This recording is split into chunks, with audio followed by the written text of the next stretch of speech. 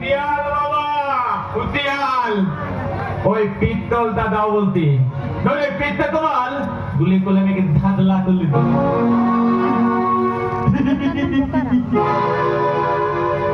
দেখলে দেখলে তো বাবা, এই কেমন চালাকি করে তোমার বন্দুকটা আমি নিয়ে নিলাম।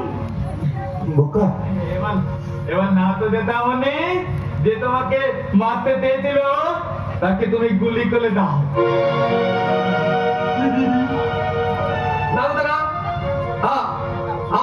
আমি একা দোষী নই দাদা।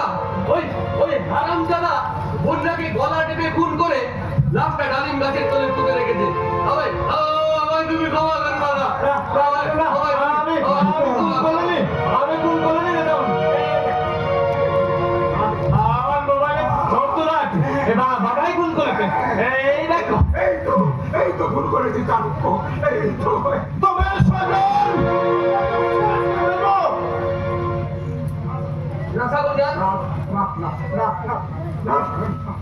আইন কখনো হাতে নিতে নেই।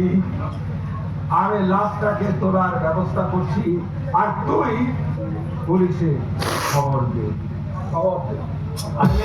বাবাটাকে আমি পাহারা দিচ্ছি, পুলিশ এলে বলে ওকে আমি ওদের হাতে তুলে দেবো। দা আরে মেয়েটাকেও ছেলো না দাদা।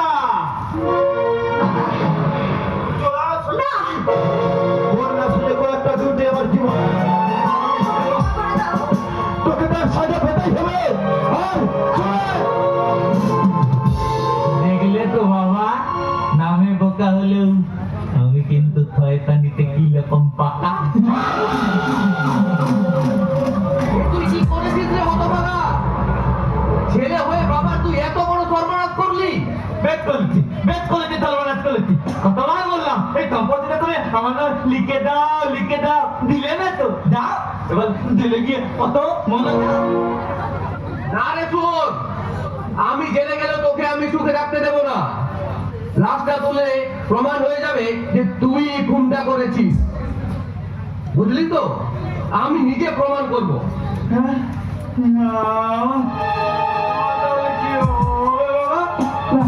আমি যুদ্ধে যাবো না।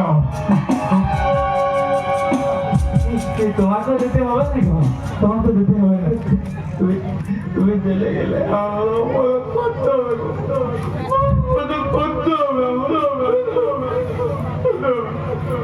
তুই কি জান বাবা, এই বুড়ো বয়সে জেলে গিয়ে পাথর ভেঙে আমার শরীর যদি অসুস্থ হয়ে যায়, ধীরে ধীরে একটু একটু করে মরার তোর ভালো লাগবে? বল, তোর ভালো লাগবে বাবা, বল।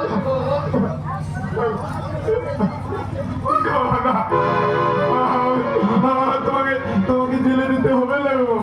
তুমি কত বলে ওই তেলের মধ্যে মাটি কেটে পাথর ভেঙে ওষুধ বাঁধিয়ে একটু একটু বলে মরতে হবে না গো বাবা।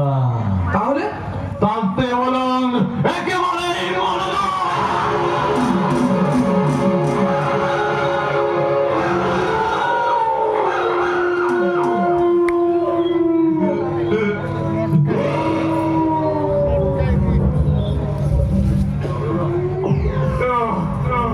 কি হলো